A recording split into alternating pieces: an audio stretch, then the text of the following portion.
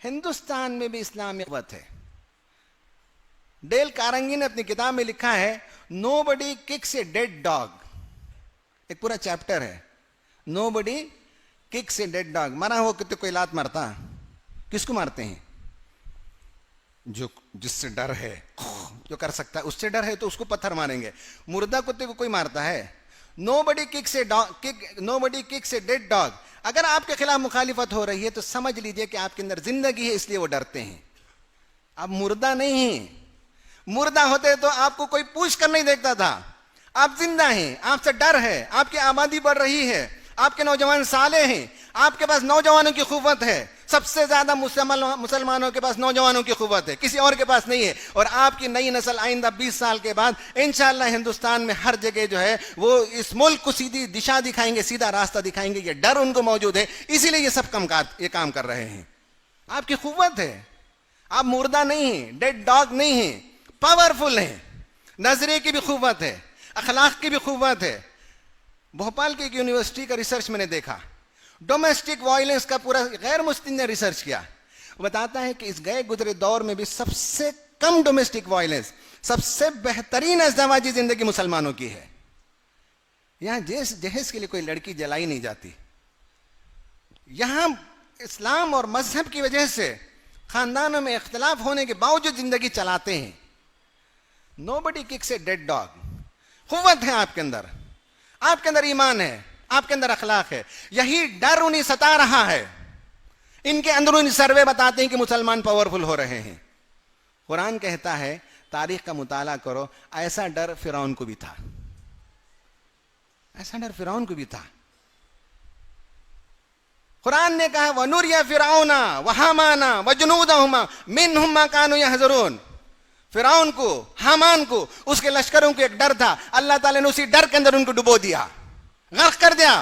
जिस चीज का डर था वो डर सच्चा साबित हो गया उन पर। ये हिकमत, ये साइकोलॉजी आप समझ लीजिए। जो लोग जिस चीज से डरते हैं वो चीज उन पर लागू हो जाती है। हम नहीं डर रहे हैं, डर तो दूसरों को है, इसलिए वो डरते हैं। और कुरान बताता है कि इत्मीनान रखो, जो लोग डरते हैं वो डर सच्चा साबित हो जाएगा। क्या आपको कुरान पर यकीन नहीं है? सीए भी पास हुआ था फिरौन के पार्लियामेंट में, आपको मालूम है? वक़ाल अल-मलअ मिन क़ौमि फ़िरऔन अतदरु मूसा व क़ौमहु लियुफ़सिदू फ़िल अर्ज़ि व यज़रक व आलिहतक क़ाल सनुक़त्तिलु अबनाअहुम व नस्तहयी निसाअहुम व इन्ना फ़ौक़हुम क़ाहिरून। सिटीजनशिप अमेंडमेंट पास हो गया वहां। कौम फिरौन के जो मला थे, मला कहते हैं पॉलिटिकल एलिट को, पॉलिटिकल क्लास के एलिट को कहते हैं। पॉलिटिकल क्लास के एलिट लोगों ने कहा फिरौन से कि क्या तुम मूसा को और उसके साथियों को जमीन में फसाद बर्पा करने का मौका देगा। उस जमाने में डिक्शनरी में इससे ज्यादा सख्त लफ्ज नहीं था, मुफसिद। अभी और कुछ नए नए इस्तिलाहात पैदा हो गए डिक्शनरी में।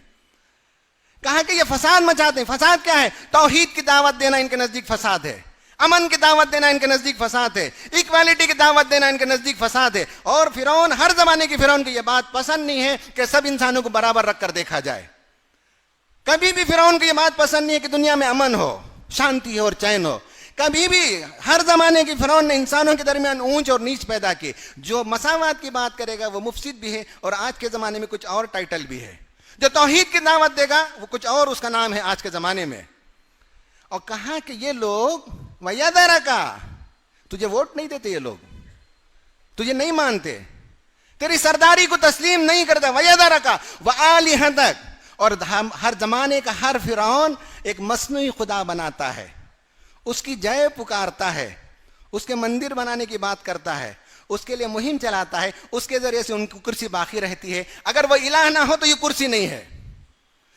फिरौन के दरबारियों ने कहा, ना तुझे मानते हैं ना तेरे इलाह को मानते हैं, न तेरी हुकूमत को, न तेरे रवैये को, तेरे किरदार को तस्लीम करते हैं। और जो बनावटी खुदा और जिसका एक पूरा हंगामा, एक पूरी तहरीक चला कर रखता है फिरौन, कहा कि उसको भी नहीं मानते ये लोग। ये प्रॉब्लम है इनका।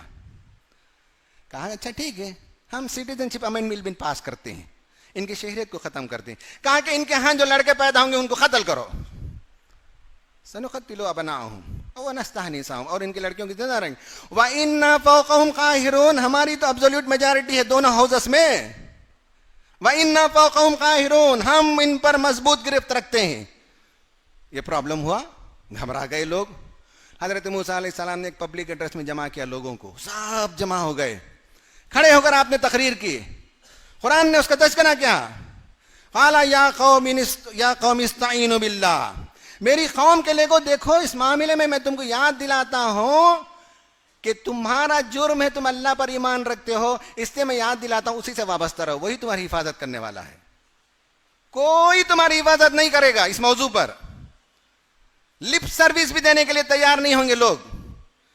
तुम्हें जिस काम के लिए सताया जाता है वो तौहीद की वजह से है, वो खुदा से वाबस्तगी के नतीजे में है, उससे वाबस्ता हो जाओ। कोई तुम्हारा बाल बेका नहीं कर सकता, कोई तुम्हारा नुकसान नहीं पहुंचा सकता।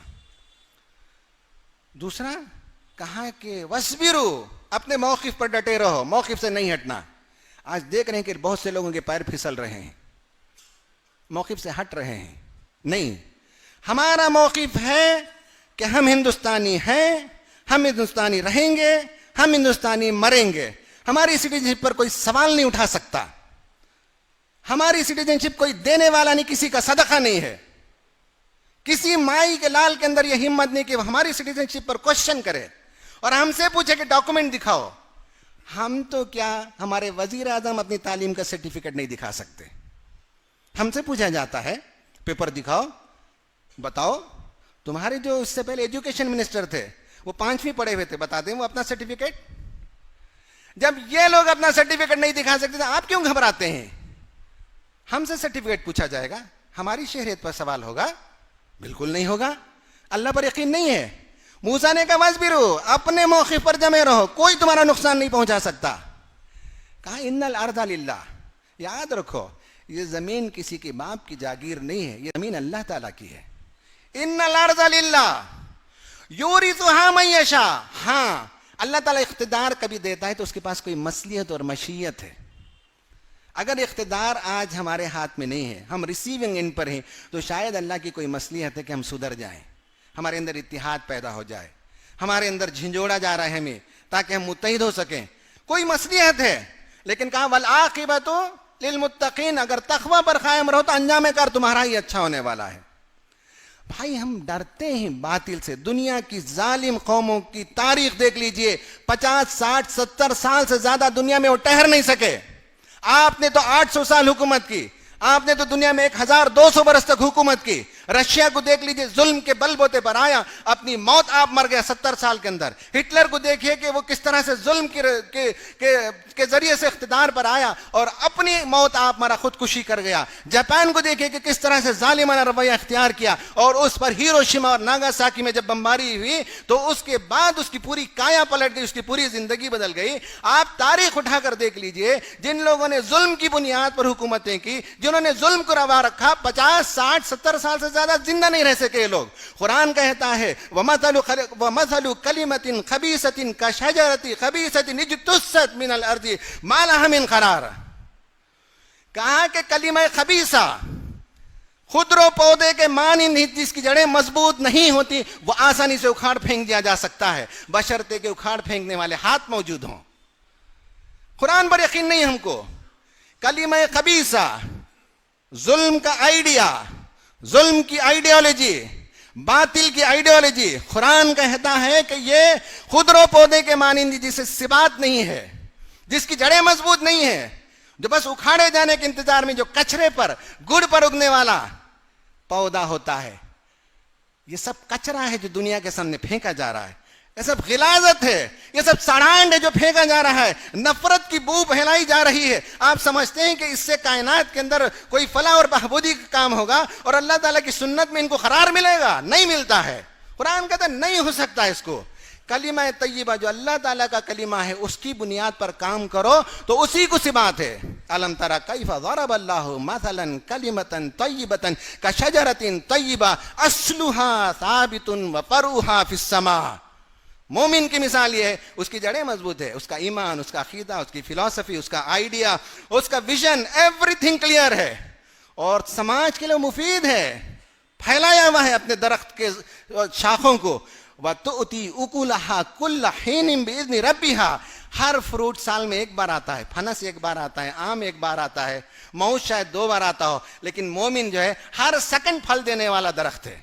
भलाई ही भलाई है, उम्मीद ही उम्मीद है, उससे खैर ही खैर है। कुरान हमको कहता है कि तुम डरते हो, जो लोग डर रहे हैं उनका डर उनको ले डूबेगा। जो जुल्म की खेती खींचते हैं वो पौधे उखड़ जाएंगे। कुरान हमको बताता है, मूसा अलैहिस्सलाम की तकरीर हमें बताती है, बशर्ते कि तुम ये करो ये करो ये करो, बताया गया।